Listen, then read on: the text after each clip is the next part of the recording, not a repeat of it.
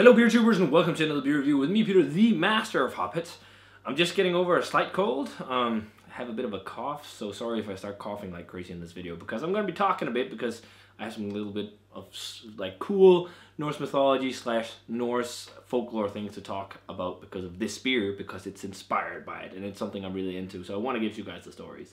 But this, guys, today, the beer we're looking at is another collab. It's a collab between Siren over in the UK and Dugas over in Sweden.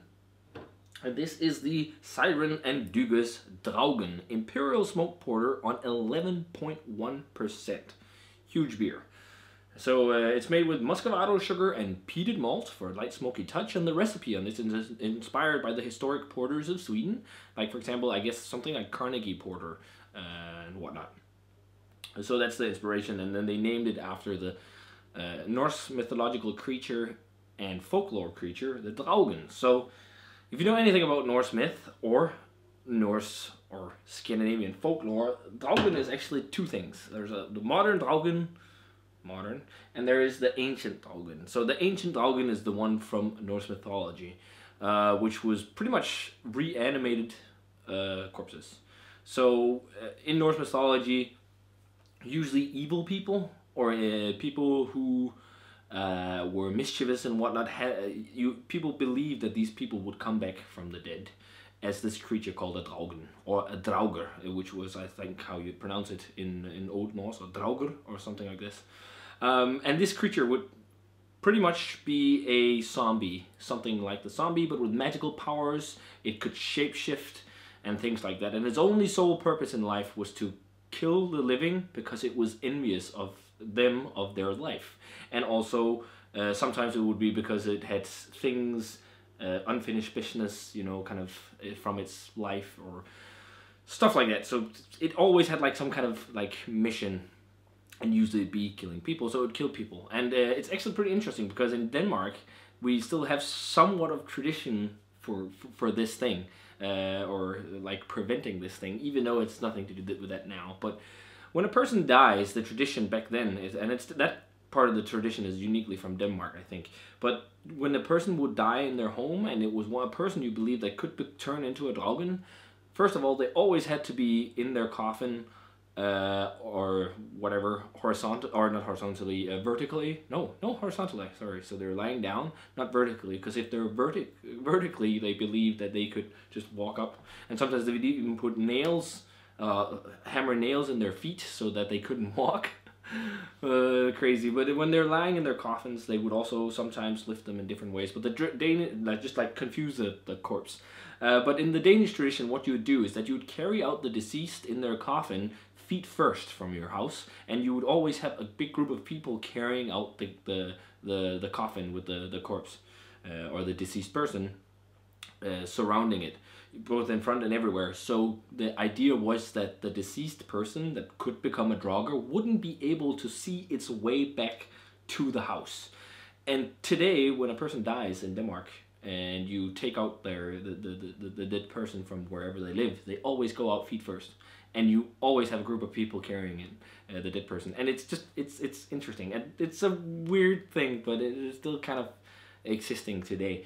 But in the Norse tradition then as well, one thing you would do is that you would tear down your door and build a wall there instead, and put the door somewhere else on the house, just because it was believed that the Draugr, if it would return, even though it couldn't see the way back, it would only be able to enter your home from whence it exited when it was a corpse. So it's a weird, interesting tradition, but I thought I'd mention it. That is the Norse Draugr. So later on, it's mainly Norway, the Draugen became a different type of folklore creature, often associated with like Christianity and a creature not being Christian. So it was a creature that usually lived at sea and killed sailors. There's like numerous different versions of it depending on where you are in Norway, and they're kind of similar to the trolls. They just live at sea, because trolls were also after Christian blood, and these were also often after Christian blood. So the Draugen in the Norse or Norwegian folklore, there was variants, as I said, and one would be like it had seaweed for a head. One would be headless, and usually they would sail around in half boats, and they would kill sailors at sea. And the belief kind of People think it came to be, of course, by sailors, because there was many sailors in the coastal cities of Norway, fishermen and whatnot. If they would die at sea in big storms and whatnot, you'd often blame the Draugen. That was the reason why they died, and not because of stormy weather and stuff like that. You kind of would blame that, and it would be something like the Draugen would lure you, call you at sea, and if you answered, it would attack you and something. It's an interesting story. There's actually a really interesting story about these creatures from Norway. So what happens is Christmas Eve, Ole or Ola and his family has a gathering and they're drinking ale. And the ale runs out, and Ole needs to go back to their little fishing lodge or where they store the ale. And he goes in there, but in there's a creature sitting. And this creature turns out to be a Draugen, but Ole was witty enough and knew that this creature was not a human, it was a Draugen, so he hit it as hard as he could, so it would fall out of the window, or it fell out of the window, and into the ocean. But from the ocean, it came back with more Draugen, and Ole quickly grabbed the pot of ale as quickly as he could and ran out the door and ran through the city. And in order to not be caught by the Draugen, he couldn't run around the local cemetery. He had to run through it. So he ran through the cemetery and yelled, "Ye Christian souls, help me, save me." And once he got on the other side of the cemetery, the Christian dead came up of their graves and fought the Draugen and won. It's funny. I think these stories are interesting. And then the morning after, he told the story to the people who attended the Christmas Eve celebrations, and they didn't believe him until they went down to the graveyard, because everywhere there were wood from coffins, wood from old sailboats, and seaweed. So it's an interesting story. So I know the video is already really long because I'm talking about that, but I just wanted to talk about it because it's something I find really interesting. So let's move on to the beer. So the beer pours an almost pitch black color, but actually, as far as I remember, a lot of those traditional Swedish porters, they're not completely pitch black either, but it's like a blackish dark brown color and a nice kind of tan roasty looking head, but they are usually not like this strong as far as I remember, but it's also inspired by 11.1% is quite strong. But let's check out the aroma. Surprisingly hoppy. I'm getting like grassy hoppy aromas, and underneath a little bit of peated malt, but it's not a lot. But I'm definitely smelling muscovado sugar. That sugary kind of molassesy aroma is definitely in there. Yeah, it smells quite nice. A little bit leathery, brown sugar, some dark fruits as well. I haven't had like something like Carnegie Porter in ages, so I can't really compare to these historic kind of Swedish porters. But it smells nice, but usually I don't think they're smoked. I can't completely remember actually, but it smells quite nice. It's reminding me of something along the lines of some of like the Danish famous Baltic porters, like the old school Baltic porters that were made before like the whole craft beer revolution, but just maybe not as roasty. But yeah, an underlying like breadiness as well. It smells nice. Let's give it a taste. Cheers.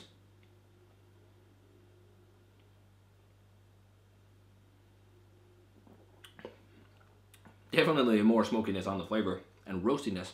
Oh yeah, peated malt comes a creeping. Oh, that's nice. I love peated malt flavor. I love peated whiskeys, so that's all go for me. Really drinkable for 11.1% as well. I just put it in the fridge just for a bit, just to cool it down lightly. And I think that was a good deal because it doesn't feel as kind of like strong in terms of alcohol. Because I think I'm getting a bit on the end, but I think that might also just be like that sharp peated malt smoke.